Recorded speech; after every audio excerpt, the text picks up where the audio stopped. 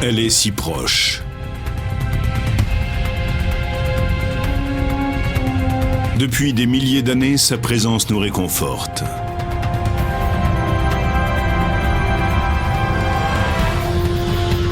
Elle est un repère pour ceux qui voyagent la nuit. Elle permet aux agriculteurs de mesurer le temps et aux navigateurs de se repérer en pleine mer. Dans certaines cultures, on la prenait même pour un dieu. C'est le seul astre cosmique que l'homme ait pu explorer. Et aujourd'hui, la NASA envisage d'y installer une base permanente. Mais d'où vient-elle? Comment expliquer l'existence de la Lune? La réponse est plus étonnante que tout ce qu'on avait imaginé jusqu'à présent.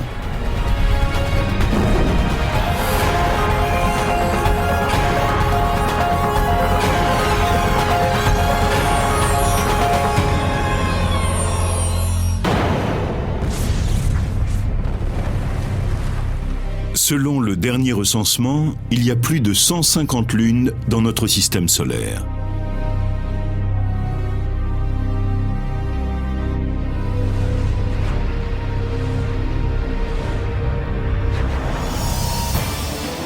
Neptune en compte 13.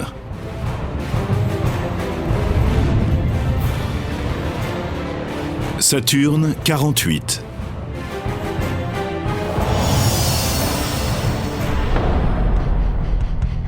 Et Jupiter, 62.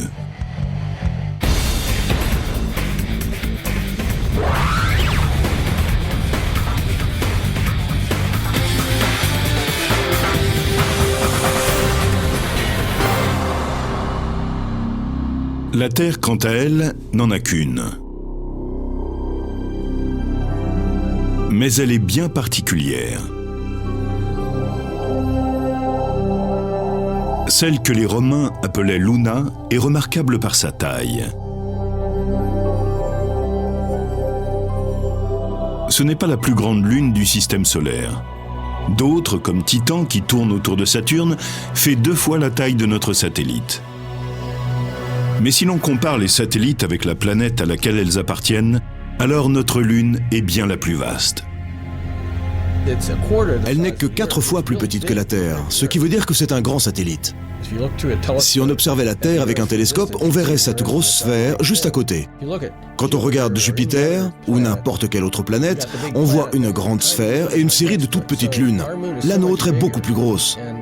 Des 8 planètes du système solaire, la Terre est la seule qui ait cette configuration.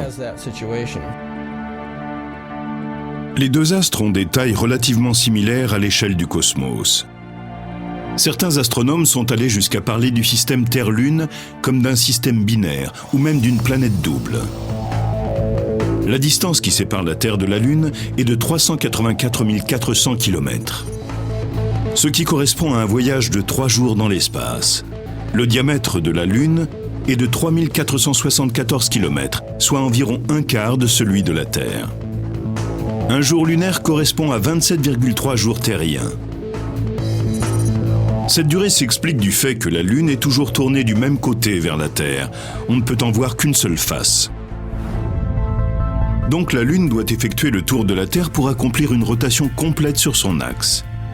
De même que les enfants, quand ils font une ronde, regardent toujours vers le centre et tournent en formant un cercle.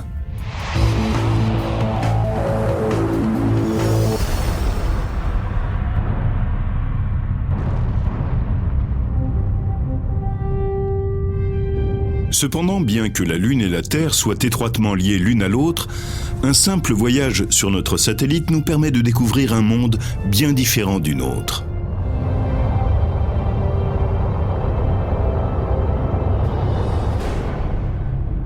Un monde particulièrement dangereux.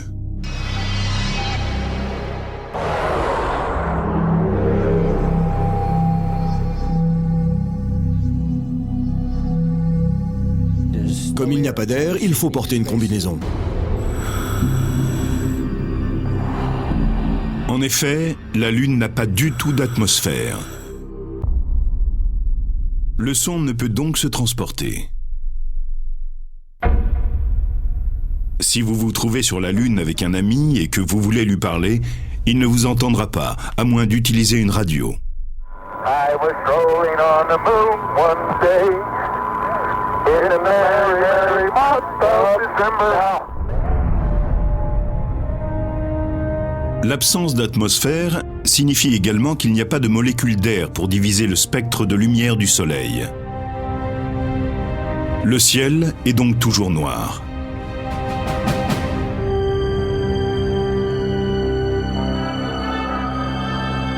Et le paysage ne contribue pas vraiment à égayer l'ambiance. C'est un peu monochrome comme paysage. Il n'y a guère de couleurs. Les rochers sont dans des teintes grises ou marron. Il y a des tons un peu plus chauds sur la face exposée au soleil et plus froids sur l'autre face, mais dans l'ensemble, c'est plutôt gris. On ne peut pas dire que ce soit coloré. Des températures extrêmes rendent la surface lunaire d'autant plus inhospitalière. Le passage du chaud au froid est particulièrement brutal. Pouvant atteindre 132 degrés au-dessus de zéro à midi, la température chute à 151 degrés en dessous de zéro dès que la nuit tombe. Même la force gravitationnelle de la Lune, pourtant 6 fois inférieure à celle de la Terre, représente un risque. Les astronautes de la mission Apollo devaient y être attentifs lors de leur sortie sur le sol lunaire. Ils savaient que derrière leur visière et autour de leur combinaison spatiale rôdait la mort. Si par un geste malencontreux, ils avaient perdu l'équilibre et qu'ils étaient tombés la tête la première sur un affleurement, ils auraient pu fêler leur visière et être alors exposés au vide lunaire. Un sacré problème.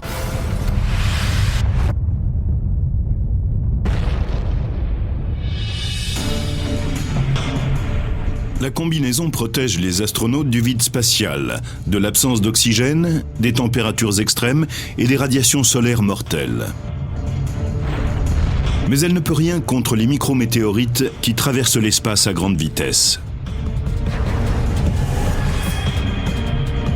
Elles viennent fréquemment s'écraser sur la surface de la Lune. Ce sont de petites météorites. Elles s'enflamment en entrant dans notre atmosphère et forment des étoiles filantes. Sur la Lune, elles foncent à toute vitesse et viennent heurter la surface. Elles pulvérisent la surface lunaire et créent une couche de poussière que l'on appelle le régolithe.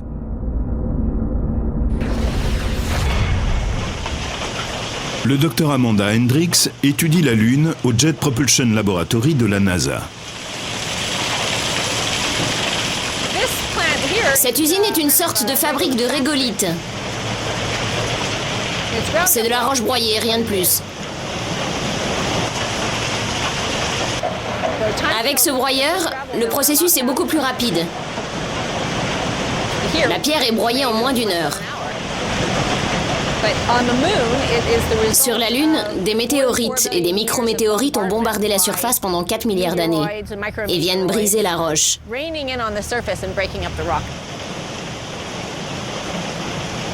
Le régolithe lunaire est semblable à ce qui sort du broyeur. Il est composé de pierres plus ou moins grandes et de fines poussières. Cette poussière très fine est connue de tous.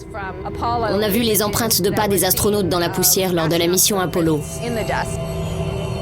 Elle est tellement fine qu'elle causait de sérieux désagréments aux astronautes. Elle collait à leur combinaison, elle s'introduisait dans les équipements. Ça devenait un réel problème.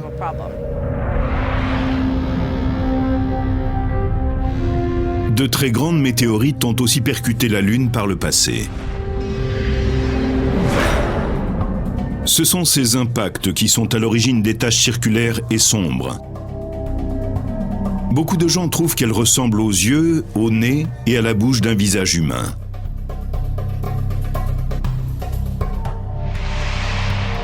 Ce sont elles qui ont longtemps fait penser qu'il y avait quelqu'un sur la Lune.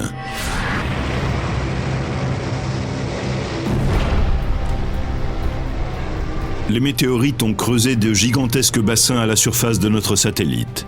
Certains d'entre eux font plus de 1120 km de diamètre.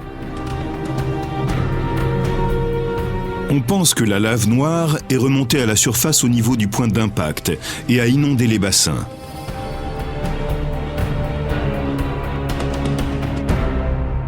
Aujourd'hui, on appelle ces zones sombres des marias. le mot latin pour mer.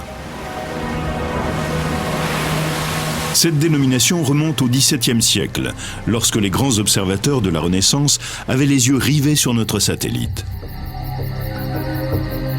Ils avaient émis l'hypothèse que ces zones sombres puissent être des océans. Les astronomes de l'époque ont alors affublé les cratères ou les mers de noms pour le moins saugrenus.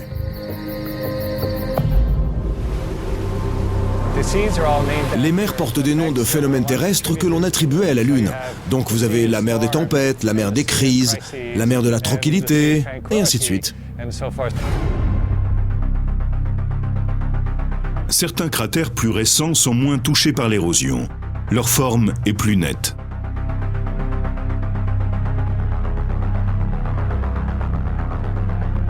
L'un de ces bassins est appelé la mer orientale. Il mesure 965 km de diamètre. L'impact qui est à son origine était si puissant et direct que le bassin ressemble au centre d'une cible.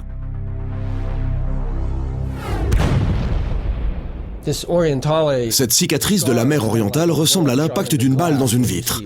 Des cercles et des fêlures rayonnent autour du trou.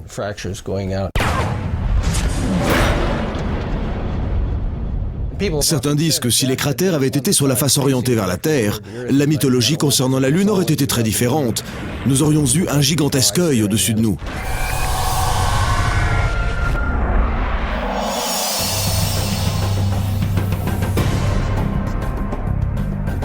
Des montagnes, réparties sur 3 cercles concentriques, entourent la mer orientale. Certains sommets culminent à plusieurs milliers de mètres. Ils ont tous été créés à la suite d'un impact de la météorite. Les chaînes de montagnes terrestres sont pour la plupart le résultat du mouvement des plaques continentales. Elles se pressent lentement les unes contre les autres. Des montagnes s'élèvent au point de contact, l'érosion fait son office et on obtient les paysages spectaculaires que nous connaissons. Sur la Lune, il n'y a pas de plaque tectonique. La surface est statique. Pourtant, il y a bien des montagnes sur la Lune. C'est qu'elles se sont formées quand les grandes météorites se sont écrasées. Ce fut une explosion gigantesque qui a laissé un trou énorme. Toute la matière qui se trouvait là a été propulsée vers l'extérieur. C'est ainsi que se sont formées les chaînes de montagnes autour des points d'impact. Ces paysages sont donc créés par des forces venant de l'extérieur et non de l'intérieur. Un autre cratère d'impact bien plus petit que la mer orientale, mais tout aussi spectaculaire, est connu sous le nom de cratère Tycho. Il tient son nom d'un célèbre astronome danois du XVIIe siècle. Le dessin de l'impact se trouve sur le quart sud-ouest de la face visible de la Lune. Il se trouve dans une zone très éclairée, on peut presque le voir à l'œil nu. Quand cette explosion a eu lieu, de la poussière blanche a été projetée, comme pour les autres cratères. On dirait des rayons qui émanent de l'impact. C'est vraiment frappant. Ces rayons de poussière s'étendent sur plus de 1400 km autour du cratère de Tycho. Une montagne de débris s'élève au centre du cratère. Le mouvement de recul de la météorite après l'impact a créé ce relief. Les matériaux compressés au centre du cratère ont été éjectés vers l'extérieur après que la météorite ait ricoché ou bien se soit désintégrée. En voyageant dans l'espace et à l'aide de télescopes sophistiqués, on voit des marques spécifiques sur la Lune. Mais bien avant que l'on dispose de ces moyens techniques, l'observation de la Lune était d'une importance vitale pour les habitants de la Terre.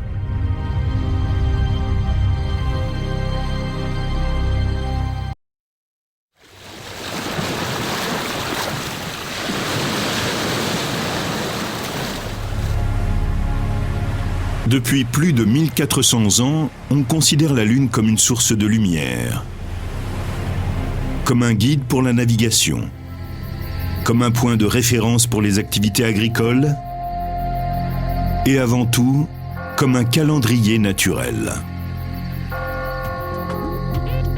Avant l'invention des systèmes modernes, mesurer le temps n'était pas une tâche aisée. Il n'existait que deux moyens. Il fallait soit s'en remettre au Soleil, soit à la Lune. Pour pouvoir déterminer la date en utilisant un calendrier solaire, comme nous le faisons aujourd'hui avec 365 jours par an, il faut consigner chacune de ces journées. Ce n'est pas une tâche mince. Comparons maintenant avec un calendrier lunaire. Tout le monde peut dire que la Lune est pleine ou bien nouvelle. Quand vous ne la voyez pas, c'est que c'est la nouvelle Lune. Et si vous l'apercevez, c'est la pleine Lune. Ce n'est pas compliqué. Il y a entre 28 et 29 jours dans un cycle lunaire. C'est plus simple de les compter. Dans la plupart des sociétés, on a d'abord utilisé des calendriers lunaires. Autrefois, les observateurs se sont aperçus que notre voisine avait une influence physique sur la Terre. Elle est à l'origine du phénomène des marées.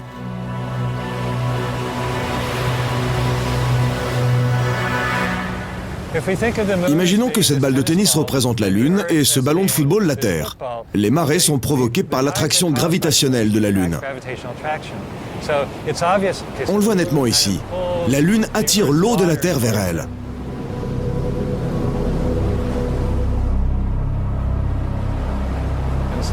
C'est ce qui crée le léger renflement dans la direction de la Lune. Ce qui est moins évident, c'est qu'il y en a un aussi dans la direction opposée à la Lune. Donc, il y a deux marées hautes chaque jour. L'autre marée haute est provoquée par la force centrifuge de la Terre. La Terre et la Lune sont toutes les deux en rotation. C'est cette force qui pousse l'eau se trouvant de l'autre côté à aller vers l'extérieur. Pour illustrer la différence entre marée haute et marée basse, il suffit de se rendre dans la baie de Fundy, le long des côtes canadiennes. L'amplitude de la marée est très importante. Le niveau de l'eau peut baisser de presque 17 mètres.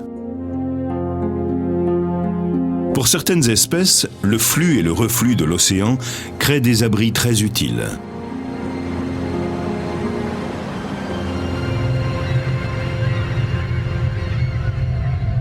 Mais la gravitation exercée par la Lune sur la Terre a surtout pour effet de permettre à toutes les formes de vie terrestre d'exister. Elle stabilise le climat terrestre. Sa force gravitationnelle maintient l'inclinaison de l'axe de rotation de la Terre. C'est cette inclinaison qui assure le maintien du cycle des saisons pendant que notre planète, la Terre, tourne autour du Soleil.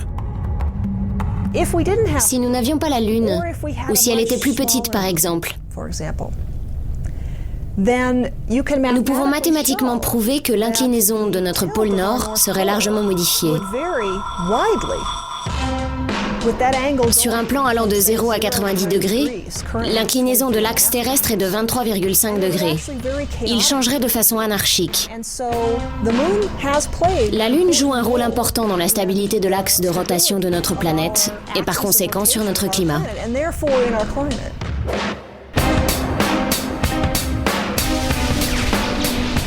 Au fil des millénaires, l'imposante présence de la Lune dans le ciel a poussé les hommes à s'interroger sur son origine.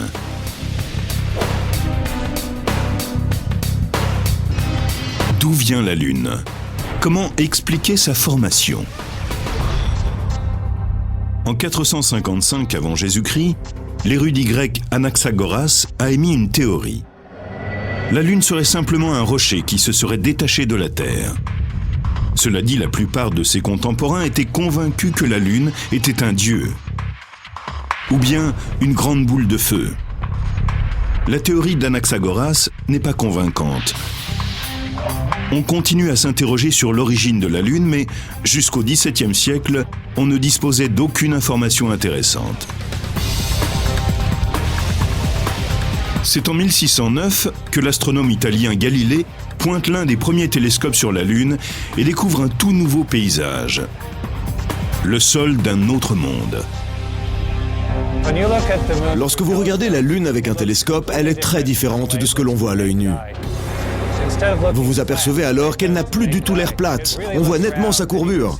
Vous pouvez voir les ombres et tous les cratères que l'œil humain ne distingue pas.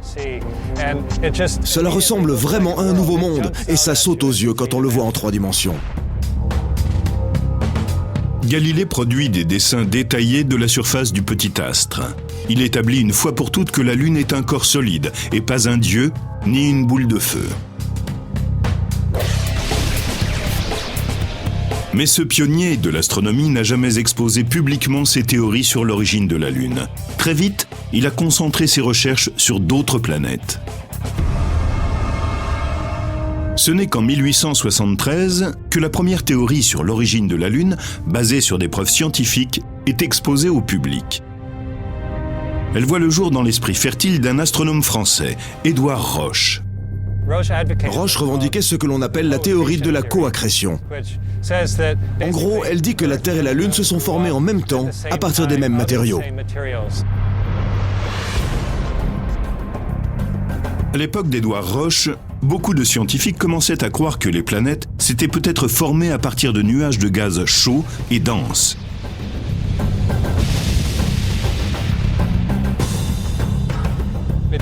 Ces nuages se sont densifiés et ils ont refroidi. En se condensant, des cercles de gaz se seraient formés et dissociés. Donc, il y a plusieurs anneaux de gaz, comme des cercles concentriques. Ensuite, ces anneaux ont probablement continué à se solidifier pour former les planètes. Roche considérait la Terre et la Lune comme un système solaire miniature. Il pensait que la Terre était une boule de gaz qui s'était refroidie. Elle se serait ensuite contractée en répandant un cercle de gaz qui se serait mélangé pour former la Lune.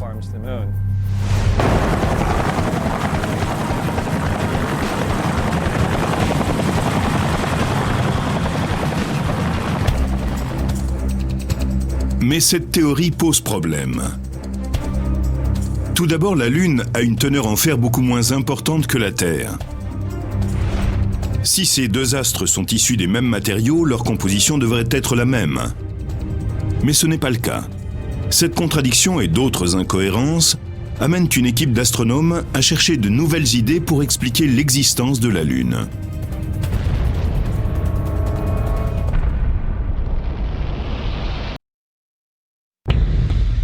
Dans le dernier tiers du XIXe siècle, des théories plus élaborées voient le jour. En 1873, le scientifique français Édouard Roche explique que la Lune a pu se former à côté de la Terre. Elles seraient toutes les deux issues d'une seule et même nébuleuse de particules et de gaz. Mais cette théorie pose un problème fondamental. La Lune contient beaucoup moins de fer que la Terre. Elle est donc bien moins dense.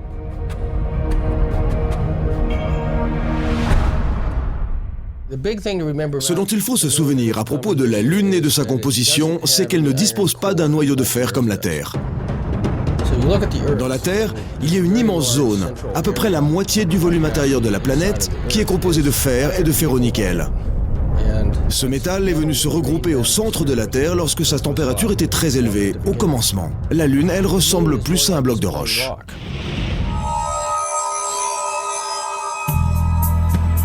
Au départ, les scientifiques avaient établi la masse de la Lune grâce à leurs observations et aux mathématiques. Si la Lune est formée des mêmes matériaux que la Terre, la quantité de fer devrait être la même. C'est le seul point de sa théorie qu'Édouard Roche ne peut expliquer. Mais une autre idée, proche de l'hypothèse de la coaccrétion, est proposée. En 1878, George Darwin expose sa théorie de la fission pour expliquer l'origine de la Lune.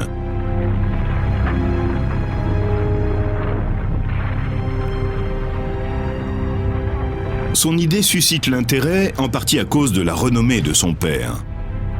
Il est le fils de Charles Darwin, l'auteur de l'origine des espèces. Mais George parvient à sortir de l'ombre de son père. Dans toute l'Angleterre, on le considère comme le grand spécialiste des marées. Grâce à une analyse poussée de la relation entre la Lune et les marées, il conclut que la Lune s'écarte petit à petit de la Terre. On ne l'avait pas prouvé jusqu'à ce que les astronautes se rendent sur la Lune 95 ans plus tard. Ils ont placé de petits miroirs sur le sol lunaire. On a ensuite envoyé un laser qui se reflétait dans le miroir. Dès que le laser revenait, on pouvait calculer la distance exacte entre les deux points. et la distance augmente de 3,8 cm par an. Tous les ans, la Lune s'écarte d'un peu plus de la longueur d'un pouce. Si vous passez le film en vitesse accélérée, vous verrez la Lune qui s'écarte progressivement de la Terre. C'est ce que nous observons aujourd'hui.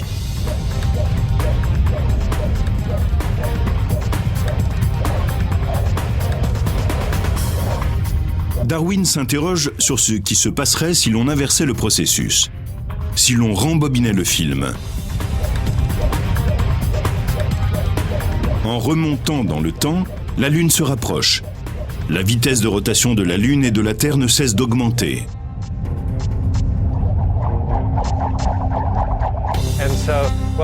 La suite logique serait que la Lune fusionne avec la Terre. Elle devrait la percuter. Darwin en conclut que lorsque la Terre était en fusion et qu'elle tournait rapidement sur elle-même, de la matière s'en est détachée. Elle s'est ensuite transformée pour finalement devenir notre Lune.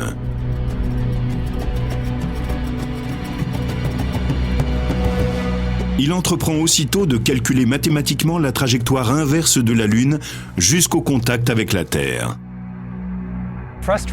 Il est resté frustré. Il a réussi à calculer une position où elle se rejoignait presque, mais il n'a pas pu aller plus loin. Les mathématiques ne le lui permettaient pas. Il a remonté le mouvement jusqu'à une époque où la Lune était toute proche de la Terre. Elle en faisait le tour 5 ou 6 fois par jour. Elle tournait à toute vitesse, et la distance qui les séparait était d'environ 8000 km. Quoi qu'il en soit, les mathématiques n'ont pas permis à Darwin de faire entrer les deux astres en contact. Les scientifiques ont débattu sur l'hypothèse de la fission pendant des années. Ils ont finalement conclu que le mouvement relatif entre la Terre et la Lune ne pouvait pas être engendré par la fission. Il aurait fallu qu'elle ait une vitesse de rotation bien trop élevée pour expliquer sa vitesse actuelle. La recherche des origines de la Lune se poursuit. Une nouvelle hypothèse est très vite proposée par un Américain.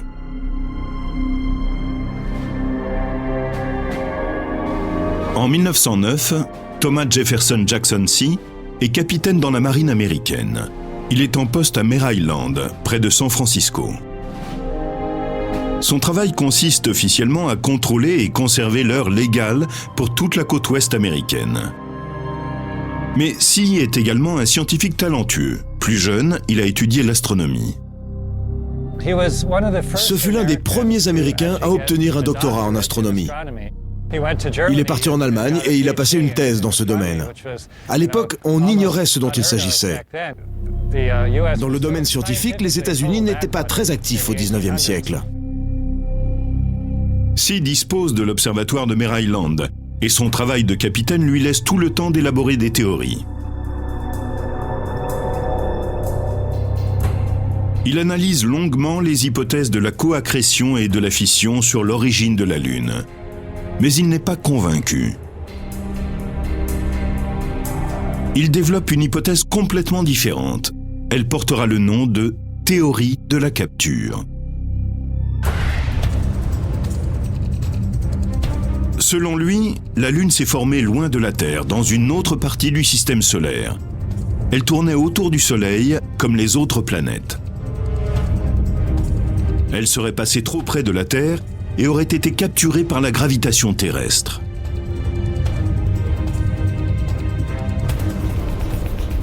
Son idée est qu'il y avait un milieu résistant dans l'espace. Mais aujourd'hui, nous savons qu'il n'en a pas.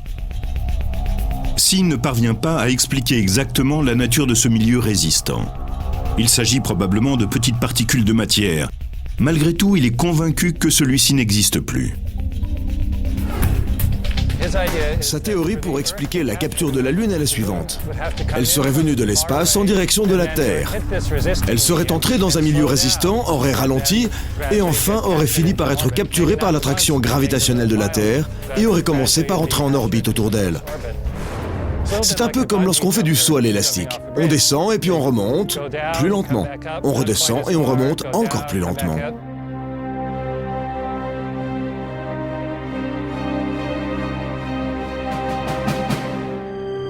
Et finalement, on se stabilise en bas. La théorie de la capture de Tomassi permet d'expliquer pourquoi la Terre et la Lune n'ont pas la même quantité de fer. Si la Lune s'est formée ailleurs, elle peut être très différente. D'un autre côté, l'idée que la gravitation terrestre puisse capturer un astre de cette taille semble peu probable, surtout lorsqu'on sait qu'il n'existe aucun milieu résistant pour ralentir un objet aussi grand que la Lune. Chacune des trois théories présente d'importantes incohérences. L'origine de la Lune est encore un mystère.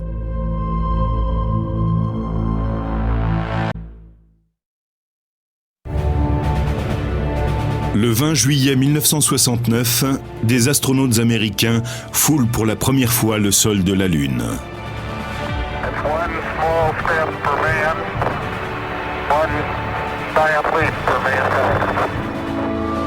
Ils posent leur module sur une plaine de lave solide, connue sous le nom de mer de la Tranquillité.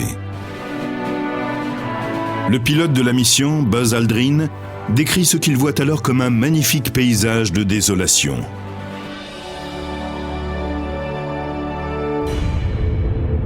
Ils ont rapporté près de 22 kilos de roches et de poussière lunaire, aussi appelées régolithes.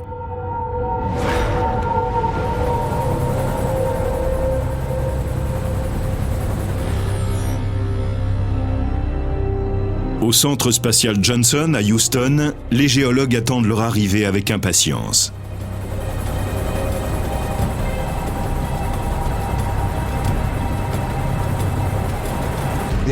La tension était à son comble quand les prélèvements sont arrivés. C'était stupéfiant. Personne ne savait à quoi s'attendre.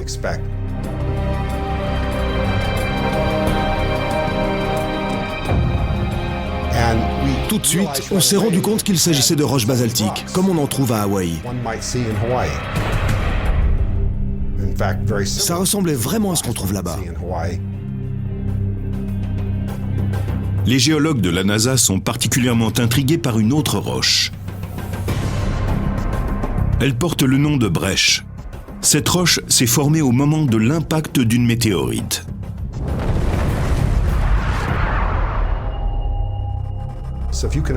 Il faut imaginer une énorme météorite qui vient s'écraser sur la Lune. C'est un choc terrible. Des débris sont éjectés. Ils ont été arrachés du sol pour laisser la place à un cratère. Ils sont très nombreux sur la Lune.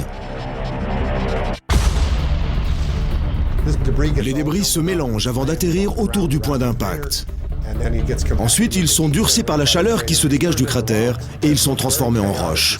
On peut en voir de toutes sortes, c'est très chaotique. Ils sont tous de différentes tailles, de différentes formes. Toutes les roches qui sont aux alentours du point d'impact sont comme ça. On n'avait encore jamais rien vu de pareil sur la Terre. Ces roches lunaires portent en elles une histoire fascinante. Les roches et les échantillons de poussière contiennent des particules qui indiquent que la Lune a dû être couverte par un océan de lave après sa formation.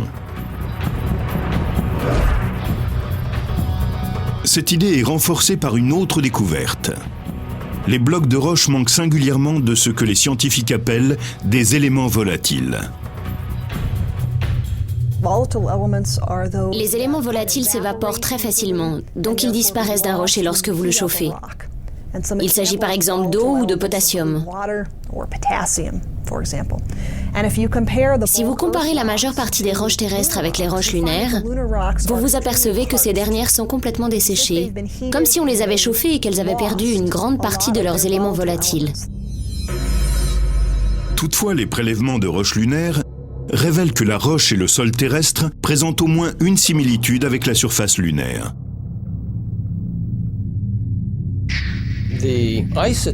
Prenons les isotopes des éléments individuels, comme l'oxygène en particulier. Il existe différentes formes d'oxygène. Eh bien, on retrouve sur la Lune les mêmes abondances isotopiques pour l'oxygène que sur la Terre. Toutes les roches analysées dans des météorites venues d'autres endroits du système solaire n'ont pas les mêmes abondances isotopiques. Ce qui veut dire que les matériaux lunaires et terrestres sont très similaires. Les prélèvements lunaires ont apporté de nombreuses informations concernant la géologie de la Lune.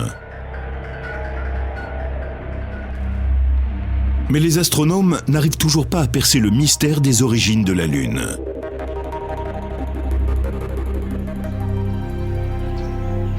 Pour William Hartmann, de l'Institut des sciences planétaires de Tucson, en Arizona, les informations récoltées sur ces morceaux de roches lunaires sont fondamentales. Pendant près d'une décennie, elles lui ont permis d'étayer de nouvelles théories. William Hartmann est aujourd'hui un astronome de renom. C'est aussi un peintre spécialisé dans les représentations de l'espace. Au début des années 60, il étudie à l'Université d'Arizona. Il prend part à un projet dont l'objectif est de créer une carte des cratères lunaires. Elle devra indiquer aussi bien les énormes bassins ou mers que les plus petits creux visibles. Quand on faisait cette carte dans les années 60, on s'est rendu compte que les grands bassins étaient des traces d'impact. D'énormes astéroïdes se sont écrasés sur la Lune et ont creusé ces cratères. Certains d'entre eux font plus de 950 km de diamètre. Et pour faire de tels dégâts, la météorite devait mesurer environ 160 km de diamètre. On en a donc conclu que de très grands objets se déplaçaient à travers le système solaire quand la Terre s'est formée et qu'ils venaient s'écraser sur les planètes. L'idée que des astéroïdes de 100 km de large viennent frapper des planètes soulève quelques questions pour Hartmann. Des objets de la taille de planètes sont-ils vraiment entrés en collision? Cela aurait-il quelque chose à voir avec la formation de la Lune? En 1972, Hartmann et Don Davis, un autre astronome de Tucson, mettent au point un programme pour les aider à explorer cette idée.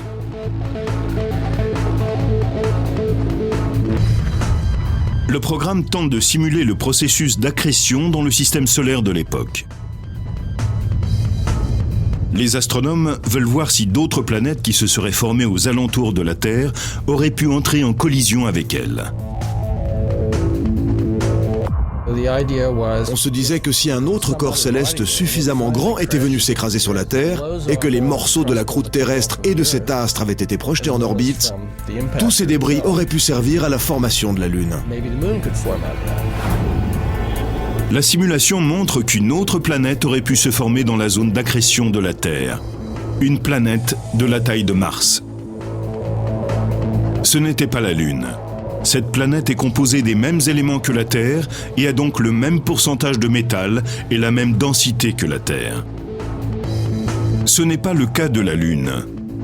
Ces résultats permettent à Hartmann d'élaborer une quatrième et nouvelle hypothèse.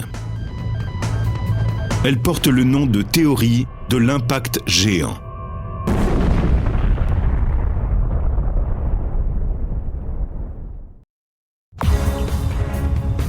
En 1974, une nouvelle hypothèse expliquant les origines de la Lune voit le jour au sein de la communauté scientifique. Ceux qui l'ont élaborée l'ont nommée la théorie de l'impact géant. Le principe de cette théorie, c'est que 4,5 milliards d'années plus tôt, la Terre est entrée en collision avec un objet ayant à peu près la taille actuelle de la planète Mars. C'était un choc absolument énorme. C'est ce qui a entraîné la rotation de la Terre. C'est ce qui expliquerait que nos journées durent 24 heures. La collision était tellement brutale qu'une grande quantité de matière a été projetée en orbite autour de la Terre. Et on pense qu'ensuite elle se serait amalgamée pour former la Lune.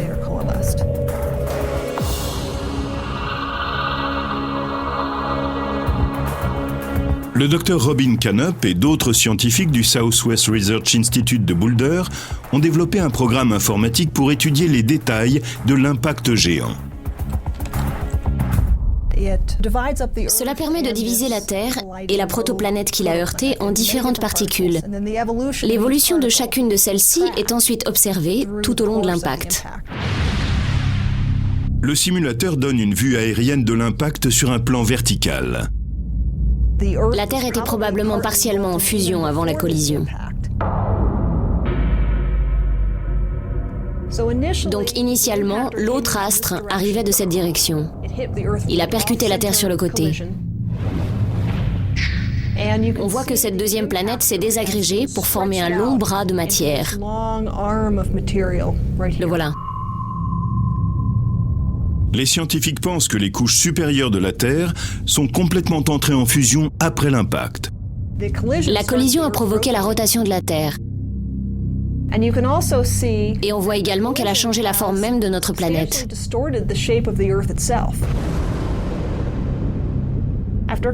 Au bout de quelques heures, ce bras de matière s'est à nouveau amalgamé sous l'effet de la force gravitationnelle et il a formé deux grandes masses. La masse centrale est principalement composée de matériaux issus du centre de la deuxième planète. Donc, quand cette masse fusionne avec la Terre, comme on peut le voir ici, la grande majorité du métal qui se trouvait dans cette planète est emmagasiné par la Terre.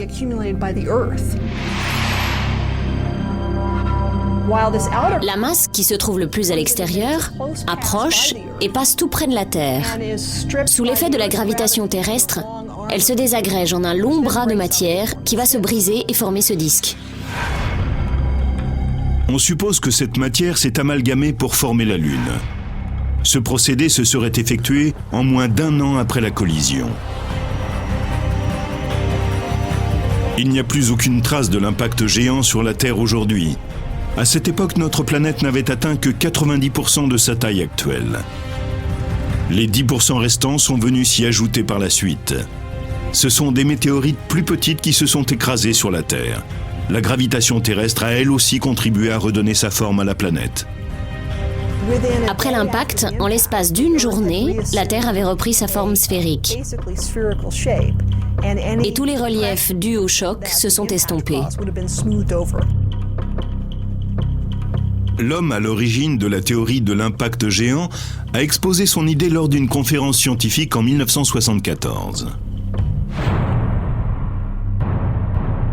Mais pendant près de 10 ans, personne ne s'y est intéressé. L'intérêt pour la Lune a brusquement chuté après la mission Apollo.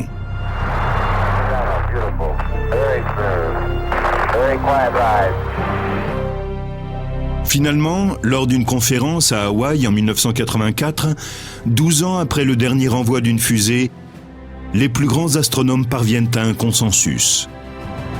La théorie de l'impact géant est à ce jour l'explication la plus acceptable sur l'origine de la Lune.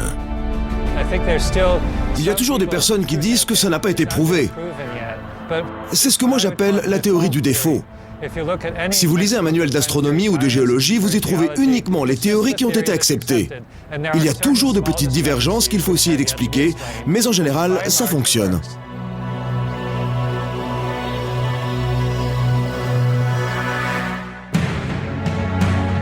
Les scientifiques sont parvenus à s'entendre sur une théorie concernant l'origine de la Lune.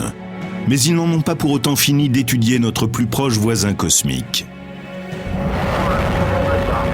Depuis peu, la Maison-Blanche et la NASA envisagent de retourner sur notre satellite et d'y aménager une base permanente.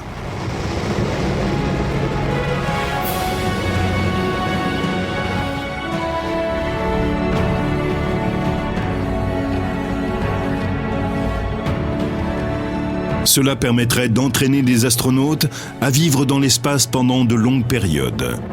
Cela offrirait également un point de lancement pour d'éventuelles missions sur Mars. Mais des projets scientifiques d'une telle ampleur ne font pas partie du quotidien de la majorité des habitants de la Terre. Ils se contentent de regarder de temps en temps le disque brillant et hypnotisant dans la nuit noire. Toutes ces discussions au sujet d'océans de lave, de micrométéorites qui forment le régolithe et d'impacts géants ne pourront jamais amoindrir la fascination et le charme romantique que nous inspire notre mystérieuse voisine, la Lune.